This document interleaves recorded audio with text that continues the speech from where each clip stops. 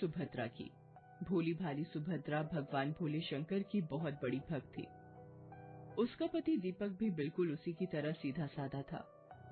दीपक के पास अच्छी खासी प्रॉपर्टी थी, कई बीघा खेत थे, लेकिन वो जमीन से जुड़ा आदमी था। दोनों पति पत्नी हमेशा सबकी मदद को तैयार रहते।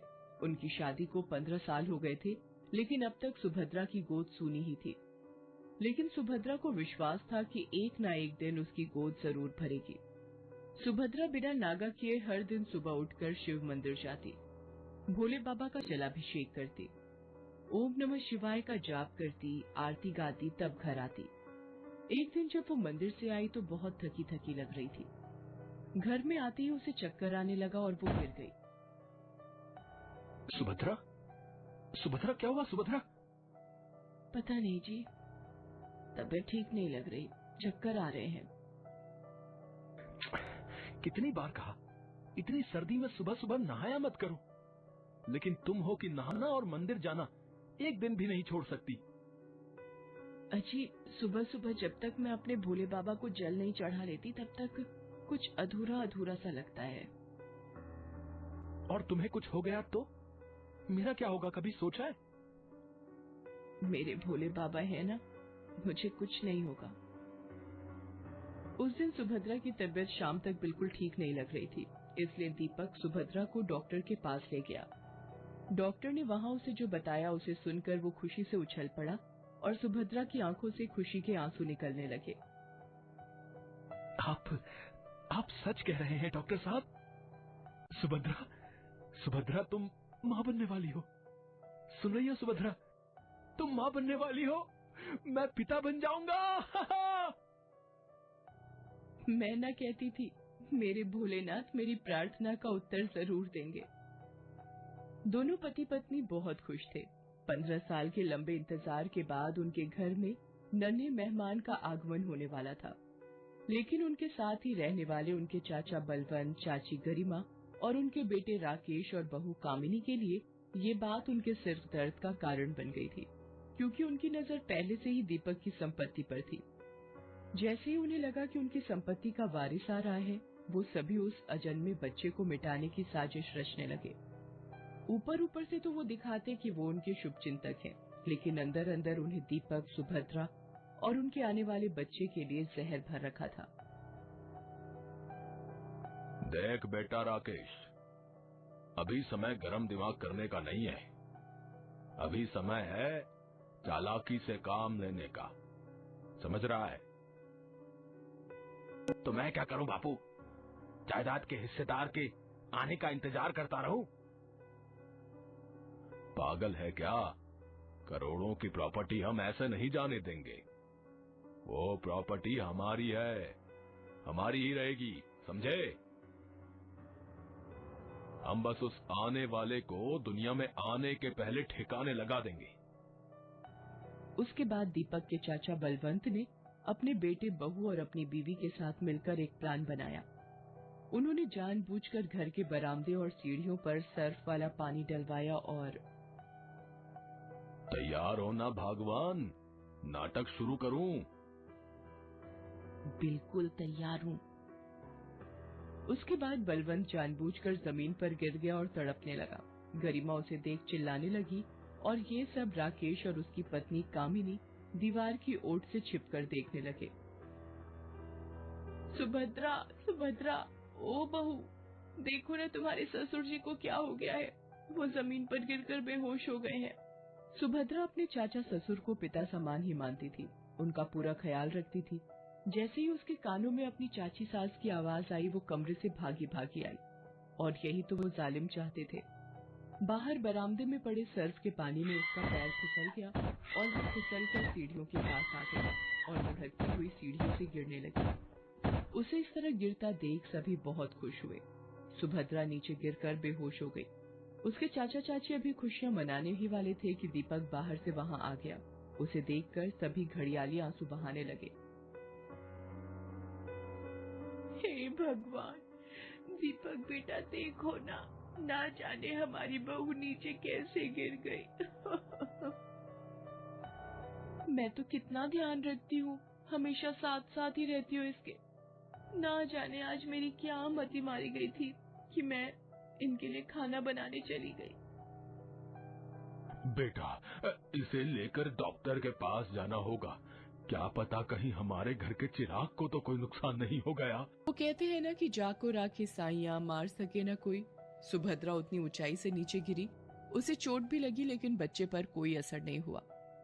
डॉक्टर की ये बात सुनकर दीपक और सुभद्रा ने मन ही मन भोलेनाथ का धन्यवाद दिया, लेकिन उनके चाचा चाची के परिवार वालों के तन बदन में आग लग गई।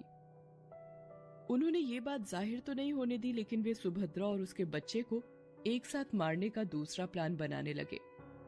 दूसरी ओर ना तो सुभद्रा और ना ही राकेश को ये बात समझ आई कि आखिर पूरे घर में सर्फ का पानी किसने गिराया।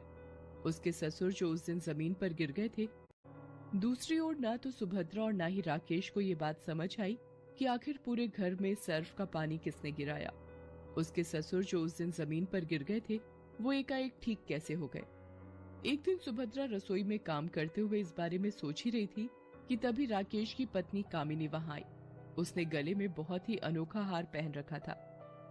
अरे कामिनी, हार तो बहुत ही सुंदर है, कहाँ से खरीदा आपने? वो लेकर आए हैं शहर से।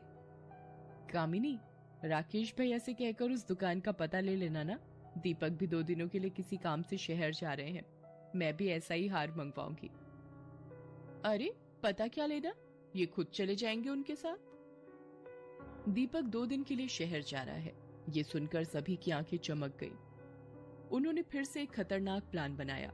अगले दिन जब दीपक राकेश के साथ शहर चला गया और सुभद्रा मंदिर में पूजा करने गई थी, तब राकेश का प्लान कभी फेल नहीं होगा भगवान, बशर्ते तुम और कामिनी इस प्लान को ठीक से अंजाम दो। हाँ।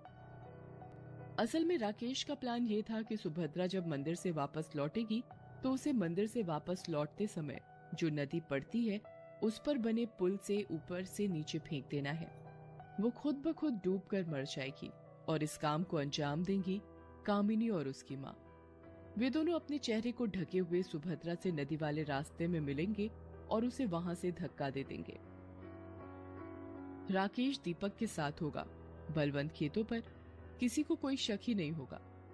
वे दोनों उस समय चेहरे पर नकाब बांधे सुभद्रा का इंतजार करने लगे। जैसे ही वो दिखी, कामिनी उसके पास गई और उसे पीछे से पकड़ लिया। सुभद्रा के हाथों से पूजा की थाली नीचे गिर गई। कौन हो तुम?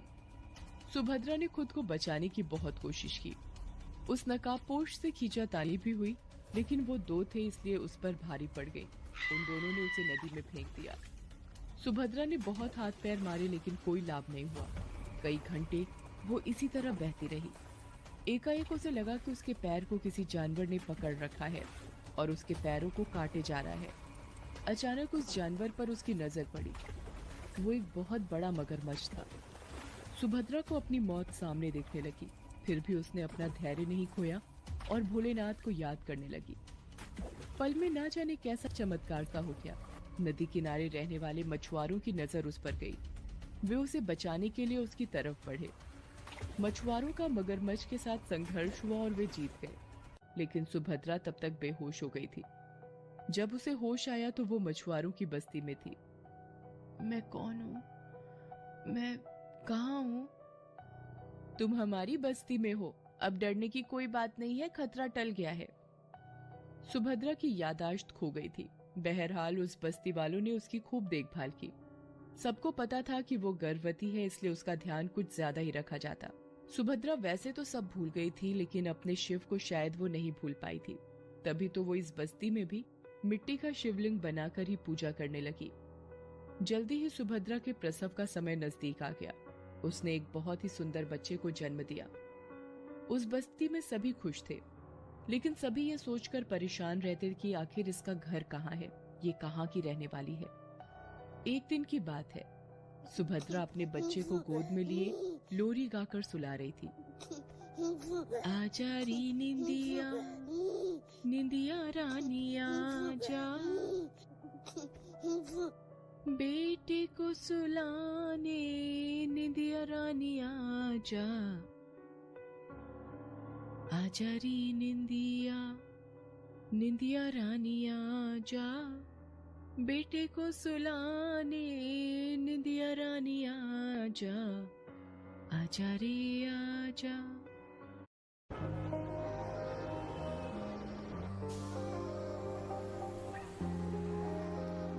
निंदिया रानी आजा, आजा रे आजा। तभी एक मछुआरिन उसके पास आई। उसके हाथ में एक हार था। वो उसे सुभद्रा को देते हुए बोली, क्या तुम इसे पहचानती हो? तुम जब यहाँ पर आई थी तो तुमने इस हार को अपने हाथ में जोर से दबोच रखा था। सुभद्रा ने जैसे ही वो हार देखा उसे सब याद आने लगा। कैसे वो नदी के पुल से गुजर रही थी तो दो नकाबपोशों ने उसे पीछे से पकड़ा था।